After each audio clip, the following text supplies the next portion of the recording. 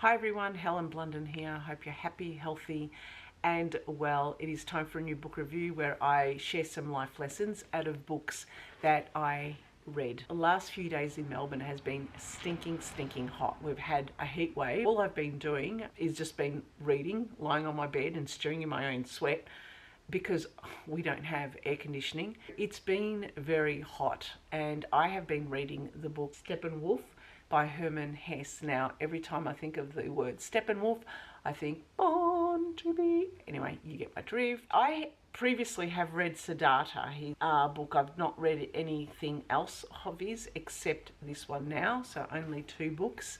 I can't remember Siddhartha and I think I need to read it again because I didn't review it on this channel. I bought this book at a secondhand bookstore for a couple of dollars. I'm glad I read it because it is highly readable, but I must admit that as I read it, I thought to myself, in a few days of just reading this, I probably don't do it enough justice. I wouldn't be surprised if this is a university text or a school text, maybe a text for philosophy. So anyone out there who has done this as some kind of a book for study, please let me know, because I know I am only skimming the surface when it comes to the themes in this book. Now, what is this book about? I'm just going to glean it very quickly because it is quite fantastical and it seems to go weirder and weirder as the book progresses. It's in about 3 parts, but we are introduced to Harry Haller. Of course, how can I forget Herman Hesse, Harry Haller? And I seem to think that this is probably, Harry's character is probably based on Herman, but I'm making a big assumption. This book was written in the 1920s. We are introduced to Harry Haller and he's a sad, sorry old soul. It's not an old soul, it's just a cranky middle-aged guy who is scared about his future. He's straddling that world between those who are out there who are in their 50s, like myself, know quite well that your youth is gone and then you're facing ahead a life very different. What is that life of old age? So he's at that point where he doesn't like the world anymore. He finds it too annoying. He gets irritated by people. He's surrounded by the bourgeois, as he calls them. He wants a little bit more, I guess, intellectual stimulation with regards to having people around him. And he wants art. He wants sensitivity. He wants to feel alive. He wants something and he doesn't know what he wants, which is a typical feeling that we all go through in our middle age. God knows I've been through that. He writes a diary which is found out by another person who lives in the house that he's staying at. And Harry is in the attic of this house. What happens is he really doesn't like solitude, and yet he does like solitude. I mean, hands up here who has not felt that way. I feel like that every day, that you want to be out with people and you want to, get with them, but at the same time, geez, it's so nice coming home because you want your peace and quiet, because you can't do people sometimes, and yet you want the people. So, do you get my drift? So that's what was happening in Harry's life, in his head, and I totally understood it. Now, he was a lot more articulate than I am, and so the way he saw it was the fact that he saw himself as 2 people, okay? Inside you there is the man, and the man is rational. The man follows rules of society. The man follows what societal expectations are. The man does what needs to do in order to save face or to maintain a reputation in society. But then there is the Steppenwolf, the wolf of the plains, the wolf of the steppen. And this wolf is the irrational one. It's the creative one. It's the one who is hedonistic, the one who wants to let loose, go wild, live life. You get my drift. But the man and the wolf cannot mix because they cannot come one. You're either one or the other. In Harry's work, as he's writing this, his diary, all these letters, he comes to this conclusion, ultimately you're a whole heap of different personalities. And I tend to believe this. I couldn't I couldn't put it as one or the other. In fact, as I read this book, I kept thinking of that yin and yang symbol, because a lot of it actually kept moving as to man and beast and male and female. There was always twos. In the twos, really, you can't, because we all have different personalities and we all react to situations differently, so we all do different things. I guess that's why there's so many people screaming into the void. It's multiple personalities, schizophrenic more like, anyway. But do you get my drift? That's how confusing Harry was, and I could totally understand him, because he is in a position now where he's looking forward and he's seeing the whole world has changed since the great childhood years that he remembered. He doesn't understand people. He doesn't understand technology either. He doesn't even understand jazz, because jazz to him is an affront to the real music that geniuses like Mozart played, and who else, Beethoven and so forth. He can't come to terms with how the world has changed. Hands up, who has not felt this way? I read with interest that this book is highly read by teenagers, and I thought to myself, teenagers, why are they reading this book? Because they are also possibly they're in that in-between state, the liminal state, where they don't know what the future is, but they know they can't go backwards. I actually think this book is for middle age. It is, what did I write here? An ode, a work for the middle age, because that's exactly what is happening to Harry here. He doesn't like the idea of where the world's gone to. He doesn't understand people. He has this distaste of the bourgeois. He doesn't like the people who kind of big note themselves and pretend to know and understand art, to be as sensitive as himself and empathetic as himself.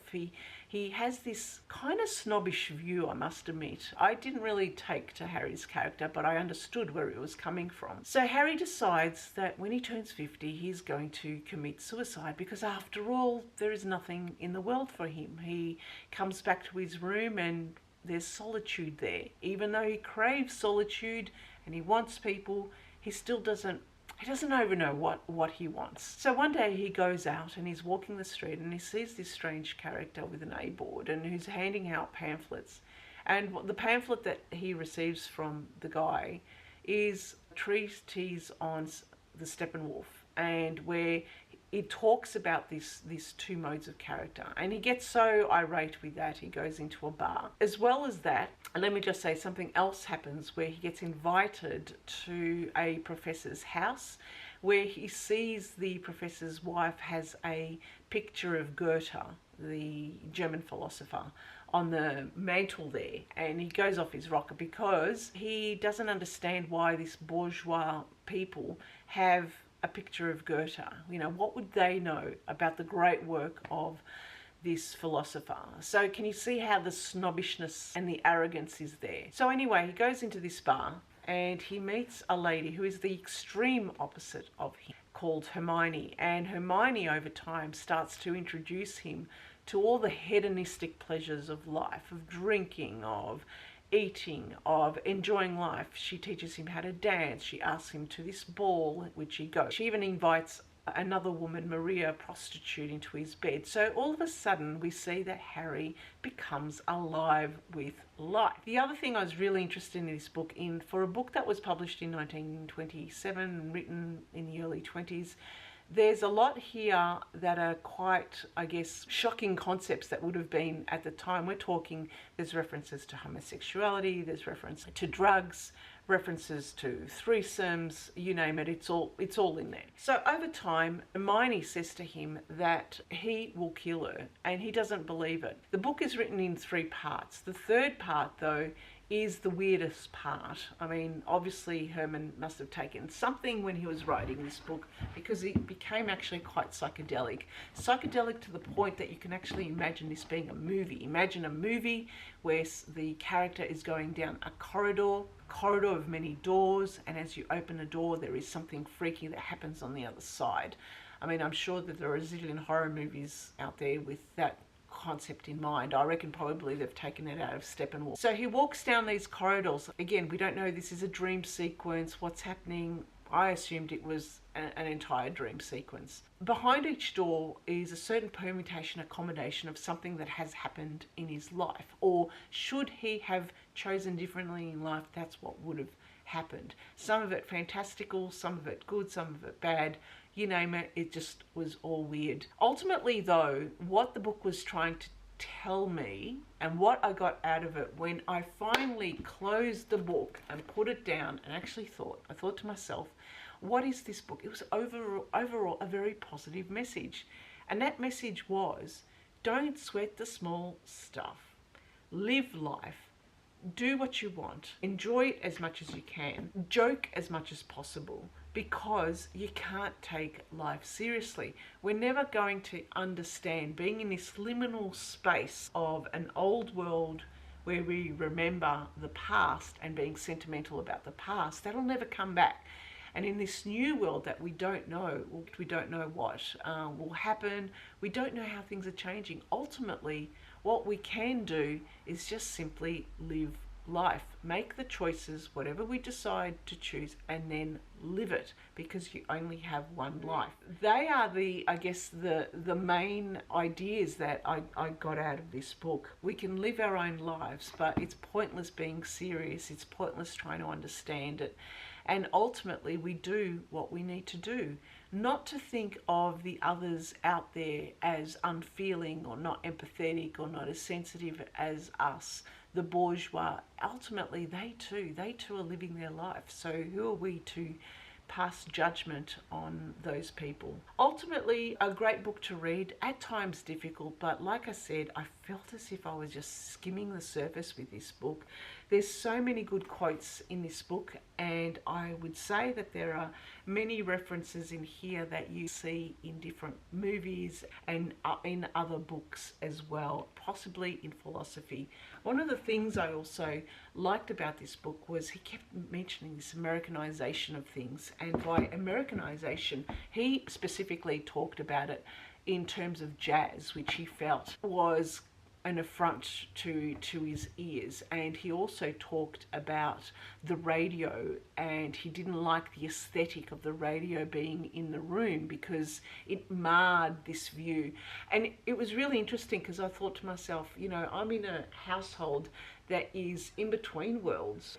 We have a big, huge collection of books. We have a huge collection of DVDs. We have a huge collection of CDs. We are still living and using the old technology. I still use cash because I love cash.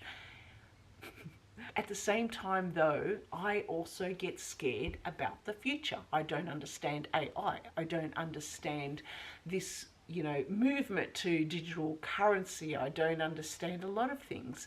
But at the same time, I'm not going to let it eat me up like it did Harry Haller. I'm not going to let it affect my view, and simply I'm going to live life the way I want and do the things that I enjoy, like reading, like listening to music, but not thinking about it too much, not thinking badly of others who have decided to make different choices when it comes to kind of like the types of books they read or what they do with their lives. I really don't care. I think it is a book for its time, and I think it's a book for middle-aged people. I wouldn't say it's just for young people. I think young people would probably get something very different to this. I think someone who is in a middle age, who is also thinking about the future and thinking about the impact of the generations that will come after them, how they're going to deal with the world, I think that would be much more relevant for them. Lots of great quotes in this book too, but like I said, I think I'm just simply skimming the surface. My ultimate take out of this one was live life. You only have one life. Don't make it all serious. You have the choices that you make in life. Take those choices and live those choices to the fullest in whatever way you feel is right for you. All right then, thanks for listening and thanks for watching. Bye for now.